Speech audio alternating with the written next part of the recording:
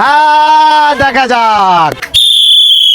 হ্যাঁ প্রথম বল, হ্যাঁ প্রথম বল, হ্যাঁ দেখা যাক। হ্যাঁ প্রথম বল, দেখা যাক।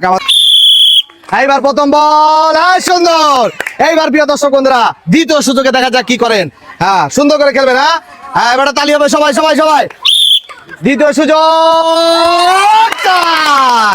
অবশেষে প্রিয় দর্শক বন্ধুরা আমাদের এই প্রতিযোগী কিন্তু সুন্দরভাবে খেলেছেন। কেমন লাগছে আপনার?